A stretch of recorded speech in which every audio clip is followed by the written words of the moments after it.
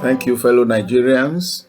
This is episode 3 of the running series on a rescue mission for my nation, Nigeria. And this episode is titled, Nigeria's Electoral System Needs a Surgical Operation. I'm going to run this Nigeria's electoral system in about 3 episodes. This is the first part of it. The first part highlights the problems we have with our electoral system. The second part and the third part will continue from there. That the electoral system should undergo a surgical operation is actually an understatement. If Mr. A is carried into the operating theater, he is brought out after the procedure still answering Mr. A. In the proposal I'm going to make at the end of this discourse, I doubt if INEC will return from the theater and still be recognized as INEC. Nigeria's electoral system is full of suspicions and uncertainties.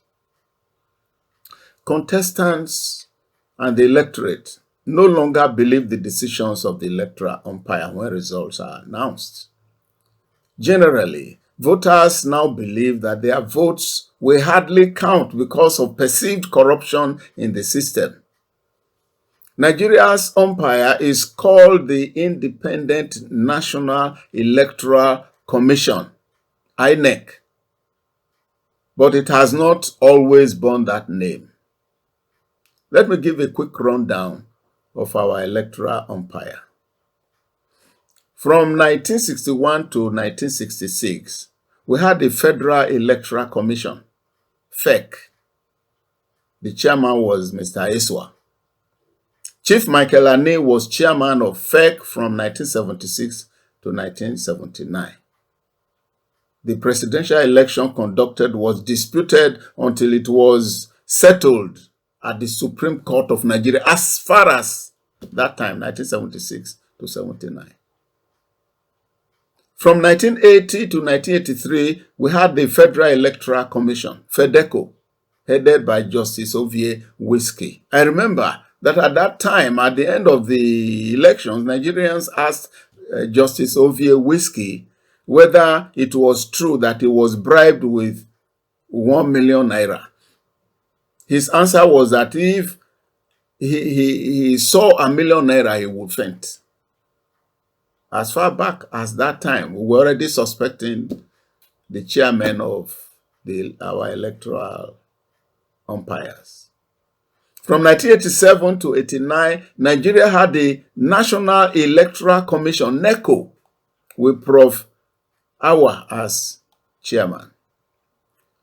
Professor Humphrey Wosu was chairman of the electoral umpire from 1989 to 1993. The election conducted then seemed to have been the fairest since inception, although it suffered severely from a midnight court judgment that attempted to stop the June 12 presidential elections and the annulment by President Babangida.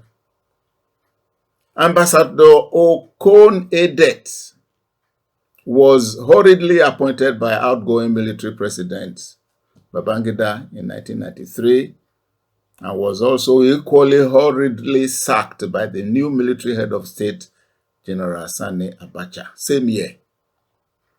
In 1994 to 1998, the nation had the National Electoral Commission of Nigeria, NECON, with Chief Dagogo Jack as chairman. This was the Abacha era. The Independent National Electoral Commission, INEC, came on stream since 1998. when Honorable Justice Ephraim Akpata was appointed chairman to see the presidential election that was primed to settle the perceived injustice against the Yoruba people after the death of MKO Abiola. The era of Sir Abel Gwobadia as chairman of INEC spanned the period 2000 to 2005. Professor Maurice Iwu governed INEC from 2005 to 2010. President Goodluck Jonathan's concession of defeat ended whatever arguments that were to arise at the end of the second presidential election that Prof. Tahiru Jega, chairman of INEC, conducted in 2015.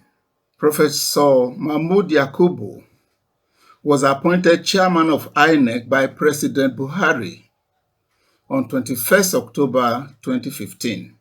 The results of the presidential elections he conducted in 2023 were greeted with a loud outcry of complaints, which led to the Presidential Election Tribunal, from where appeals went to the Supreme Court of Nigeria.